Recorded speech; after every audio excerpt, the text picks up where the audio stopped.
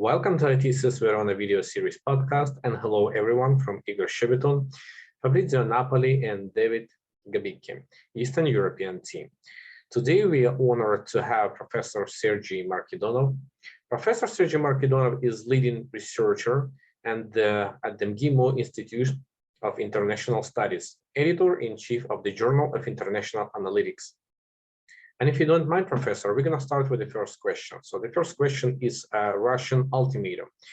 Russia recently announced that for security reasons, NATO should redeploy its forces to the borders where they were in 1991. And the second part of the question, if there is any chance of Georgia to be a battlefield of confrontation between Russian and NATO bloc. Thank you. First of all, let me welcome you and express my gratitude for this invitation. It's understandable that we are starting our discussion with the Russian initiative and its potential consequences for European security and for the situation in the post-Soviet space.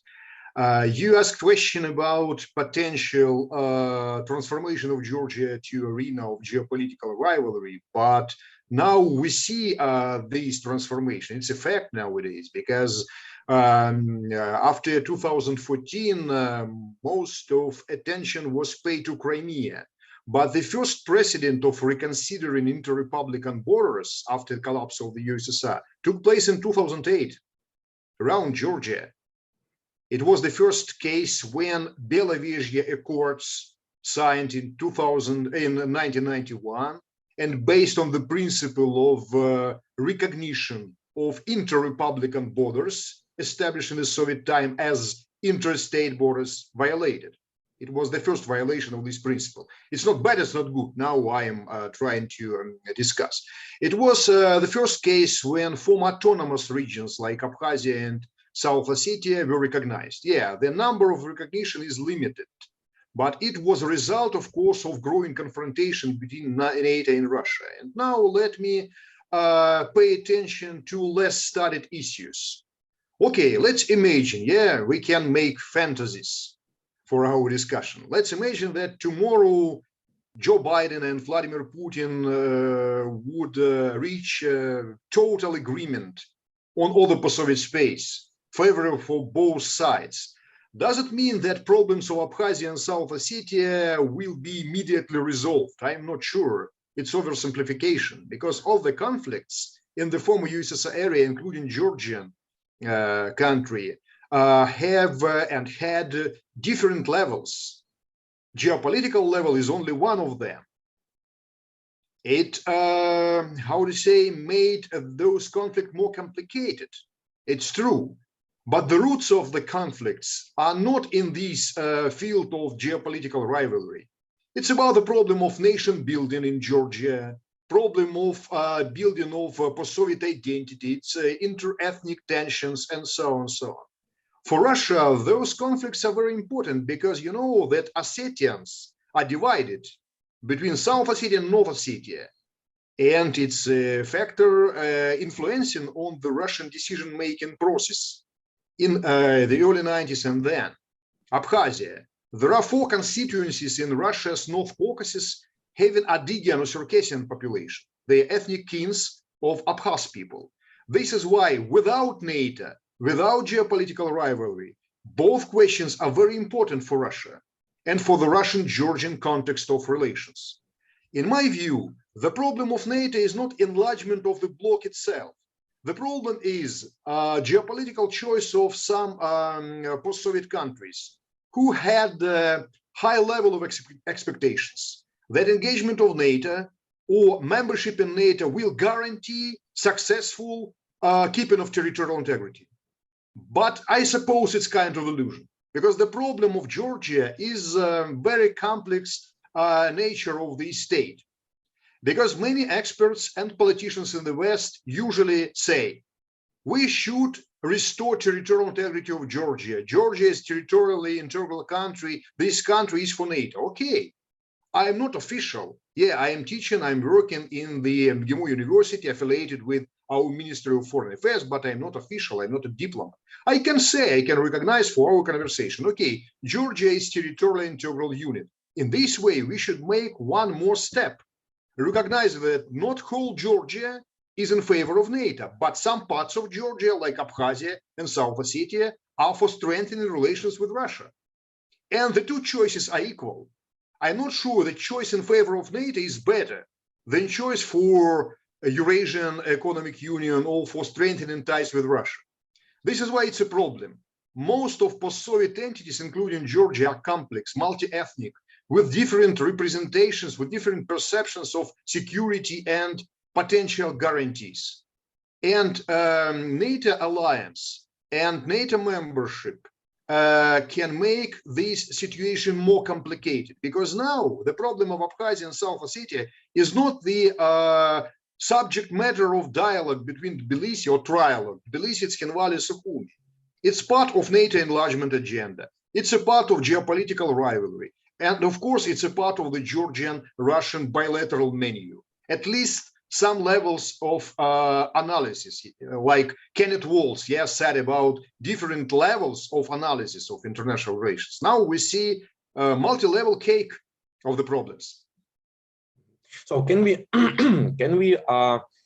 can we assume, just as you mentioned, we can talk everything, we're not official representative from the countries, but can we just say that there is a chance that nowadays can be like a remodeling, or I would say redraw the map from the Eastern countries, like ex-USSR countries, and also the European countries?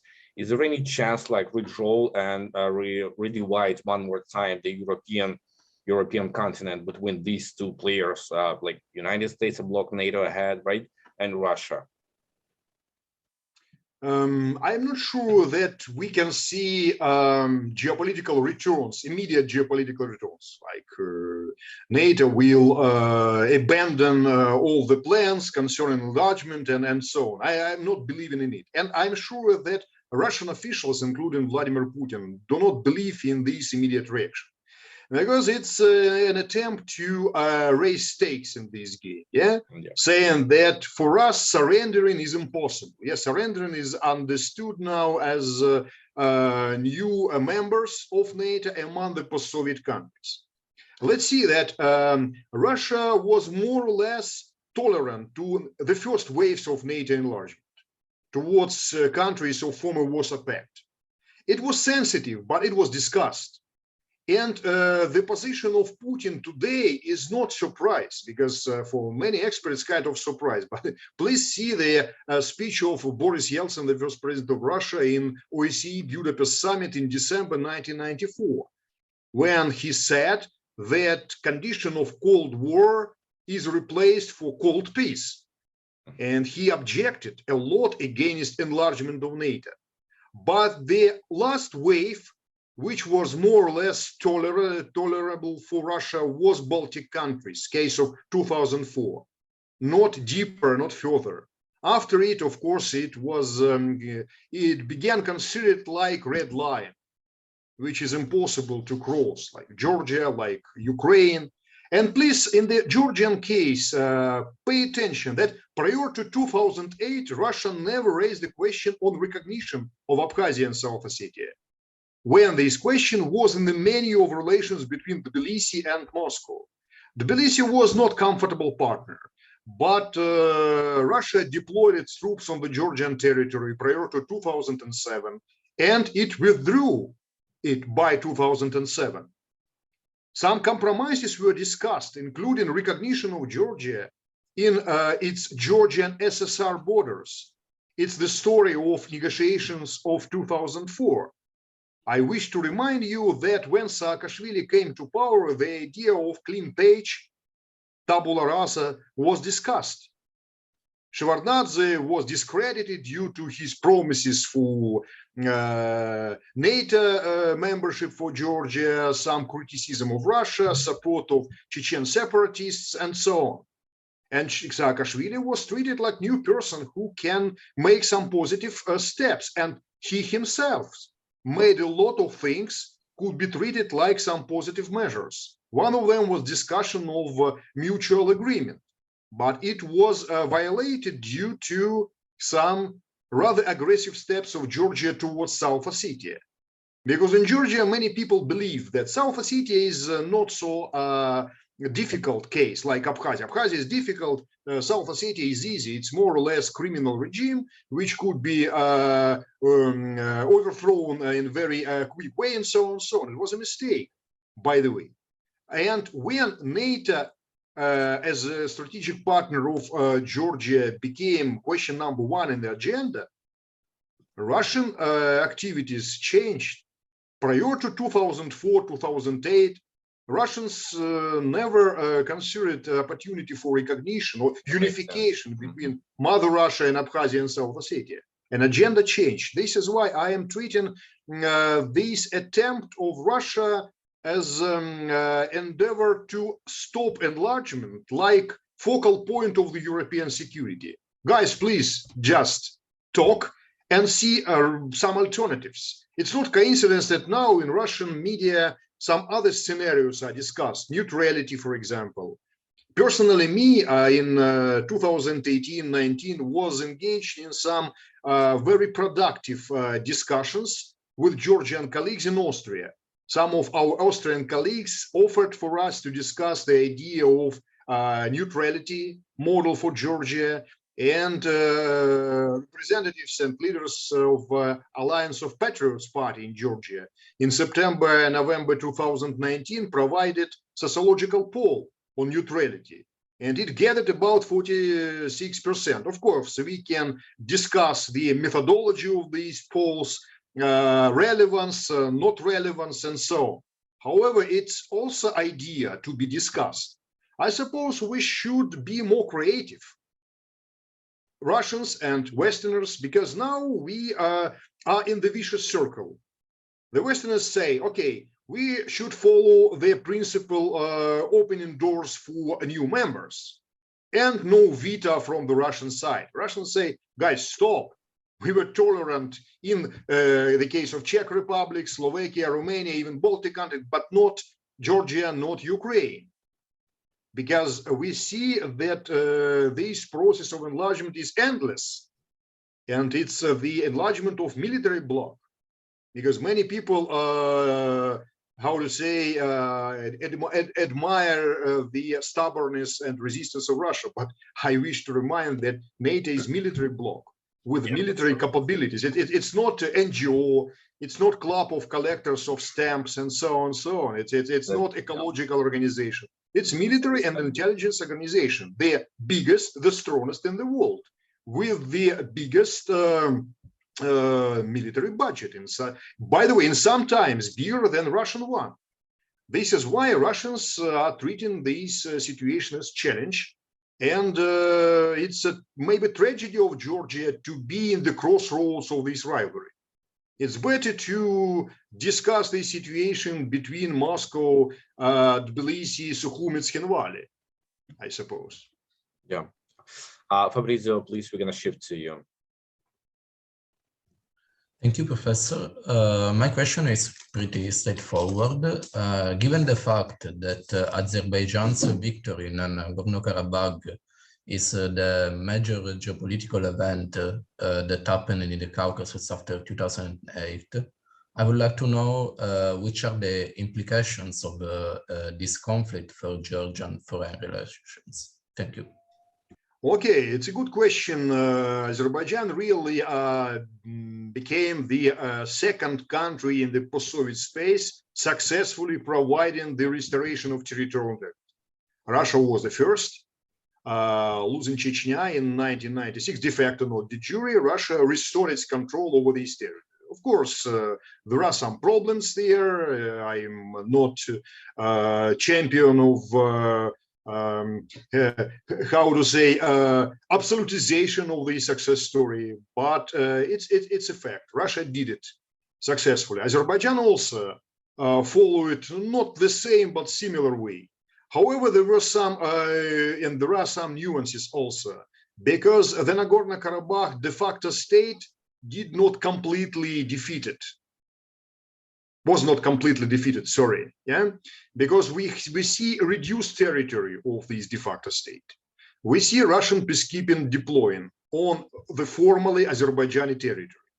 The key issue of this event was maybe very ambiguous results of this war. On the one side, Azerbaijan won, no doubts. Yeah, it regained control over 7 adjacent areas to former Nagorno-Karabakh Republic. Yeah, Nagorno-Karabakh autonomous region. Of course, it demonstrated its willingness to break status quo existing for 26 years. Many promises made for this period were realized. We also have seen the growing role of Turkey, because the Turkish intervention, the Turkish engagement in this conflict was unprecedented. Previously, no countries from the post-Soviet space intervened so effectively. United States and its allies in the cases of 2004, 2008 in Georgia, 2014 in Ukraine, were not so effectively like Turkey in the case of Karabakh. We also see a new agenda not limited to Russian-NATO rivalry. Yeah, Turkey is a NATO member, and Turkey has the second biggest army resource among NATO states. However, Turkey behaved in the Karabakh conflict like self-confident entity, opposing France, for example, opposing United States, blaming OSCE Minsk group with 3 co-chairs, 2 of them were and are NATO members, by the way. However, we also have seen the growing Moscow's role. Now, not OSCE Minsk group, but trilateral format, Azerbaijan, Armenia, Russia is more effective and ensures more results. 3 joint statements about Nagorno-Karabakh conflict resolution were signed with direct Moscow engagement in Moscow, in Sochi, by the way. Yeah, and Russians deploy troops there. Previously, the international peacekeeping guarantee operation was discussed. Now it's unilateral Russian. And how can it influence on Georgia? It demonstrates the opportunities to break status quo. However, the situation for Georgia is different. Georgia is not going to rely on Turkey. And for Georgia, the Turkish-Russian condominium is dangerous, because Georgians cannot proclaim openly the fears of the Turkish strengthening positions, but these fears exist really. And maybe stronger fears were about condominium between Ankara and Moscow, with no NATO-American engagement.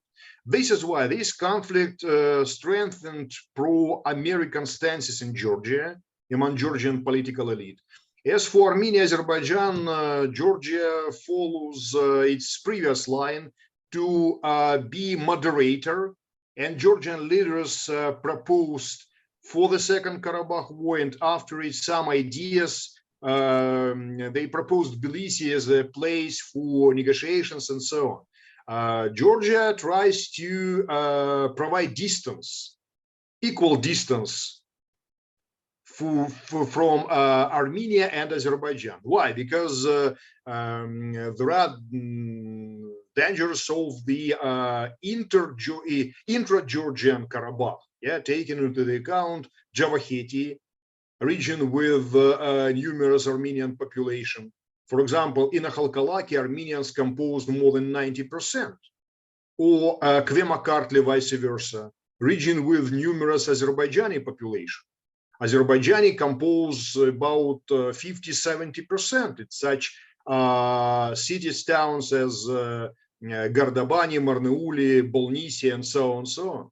They are citizens of Georgia, but they are Armenians and Azeris.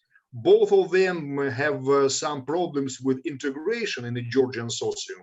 The problem of language exists, the problem of land resources exists, and so on, so on. This is why Georgians and Georgian leadership, Georgian public society tries to be very, very cautious to make distance, and at the same time thinking about strengthening of Euro-Atlantic solidarity. It's seen as a barrier, as an obstacle maybe for Turkish-Russian condominium in this region.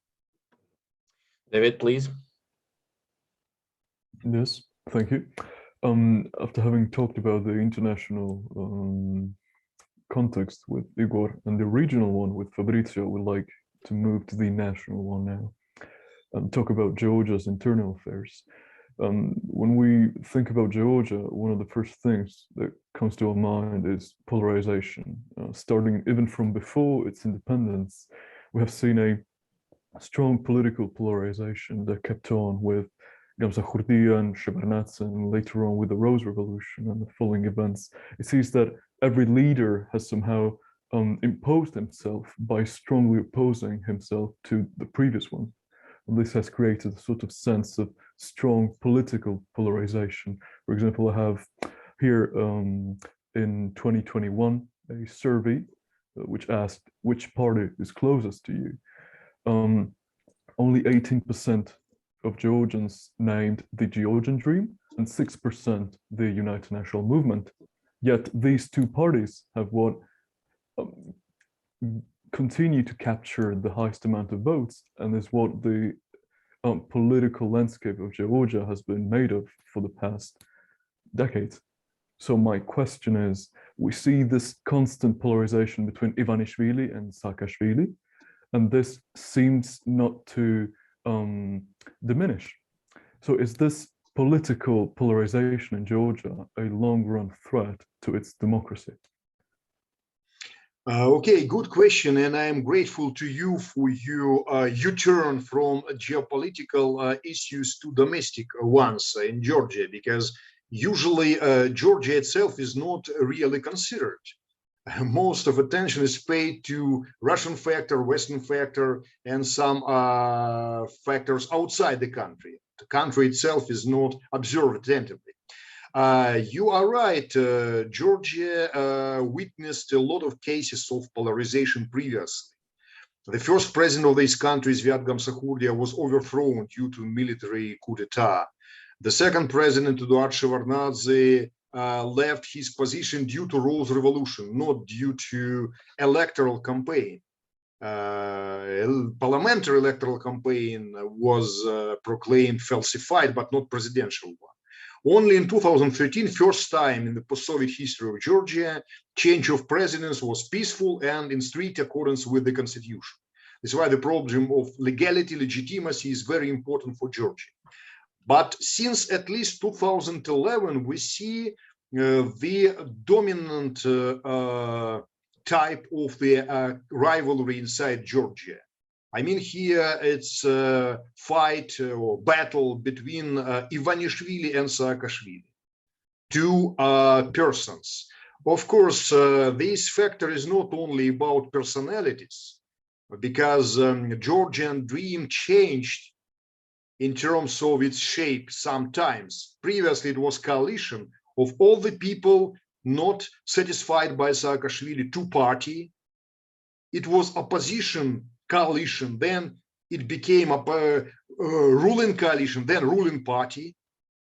As for United Georgia, it's interesting phenomenon because many ruling parties in the post-Soviet space disappeared after the loss in the parliamentary or presidential elections. A lot of cases in Georgian history itself. What happened with the Union of Georgian Citizens, party led by Shevardnadze? It disappeared after the Rose Revolution. The same was with a party led by Aslan Abashidze, leader of Adjari. It was party number 2 in the period of Shevardnadze. Now, no party, no Abashidze in Georgia. But United National Movement is still existing. It demonstrates will and wish to return, and we can also register some rather successful endeavors. For example, Grigol Vashadze was incumbent for the presidential elections. He lost, but only in the second round of elections. And usually United National Movement obtains second rank in all electoral campaigns. We see now very interesting change of generations in this party. because it's considered as party of Mikhail Saakashvili. But Mikhail Saakashvili for some years was in the immigration. He returned, but he did not become a real leader of this party now, because many leaders of this party have been tired from him, from his adventurism, some ambiguous steps on the international and domestic arena. Thus, we see Nicanor Melia and some other persons around him who survived very fragile times, very problematic for this party after Saakashvili's immigration. But those guys managed to retain its position. This is why we see change of generations in Georgia. And some paradoxical things.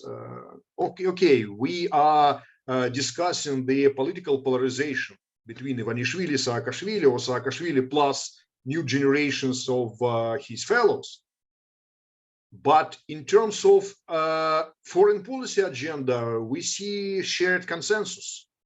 Both Georgian Dream and United National Movement are in favor of developing relations with NATO, strengthening ties with the United States. Many things were conceived by Saakashvili but realized under Ivanishvili's time, like association agreement with the European Union. It was signed in 2014. It was conceived under Saakashvili, but it became a fact, practice under Ivanishvili. Some other points about privileged status of NATO partner, not NATO member, but privileged status. Non-visa regime with Schengen countries. It was also under Ivanishvili. This is why we see foreign policy geopolitical succession between polarized political system in Georgia. As for other parties, I suppose hypothetically, theoretically, so-called Eurasianists can obtain better results, but the problem of them is competition between each other. They compete the mainstream parties, but at the same time they compete each other, like Burjanadze and Tarkhan Mouravi and some other persons. And sometimes they hate each other more than love alternative ideas for Georgia. However, we see disappointment in the Georgian society, displayed in some sociological polls, because people believed in NATO, in NATO's aid, but this aid was not so effective in 2008 and after. In the case of Ukraine also, it pushed some persons for disappointment. But in order to shape effective alternative, it's necessary to overcome some personal tensions, prejudice, and so on and so on. This is why we see polarized domestic agenda, but consensus about foreign policy goals of the country. And of course, vocabulary of United National Movement and Georgian Dream is very similar. They appeal to democracy, they appeal to transparency, they appeal to the West as arbiter, as referee. They are very critical to Russia, and Russian factor is not only geopolitical, it's also a domestic factor. I wish to remind in this context so-called Gavrilov's Night in 2019, yeah, when a visit of the Russian deputy provoked domestic tensions in the country, and Georgian dreamers, yeah, tried to use anti-Russian rhetoric to strengthen its position. They compete with a United National Movement blaming Russia. Maybe you remember the fact when Georgy Gagaria, then Minister of Interior, deployed some posts in the border with South Ossetia. For Georgians, it's administrative border. For us and for Ossets, it's interstate border, okay, boundary if you want. Yeah, it was demonstration that we are not ready to surrender. And this factor is important, but it blocks any opportunities for normalization or deepening normalization with Russia, because this factor is kind of one of consolidating elites or champions of parties. I really appreciate all the participants today. I have no idea how we did it, but we took a huge wide frame the questions from domestic problematics to the military circumstances that surround this area, the key role Georgia in not just in this area, but not just on Caucasus region, but also influence on the whole world, and especially on relationship between biggest countries.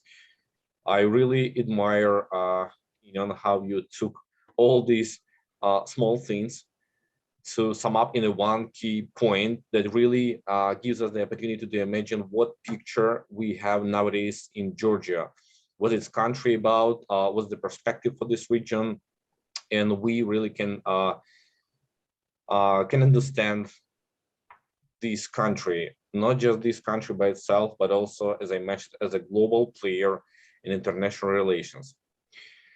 Definitely thank you for my colleagues, David Gobbicchi, Fabrizio Napoli, and Professor. I would really be glad if we can see you next time. And somehow I would like to contact you and invite you on one more conference or interview if you have a chance, of course. We're really glad and really thank you for your participation in our exploring this topic. Really appreciate you.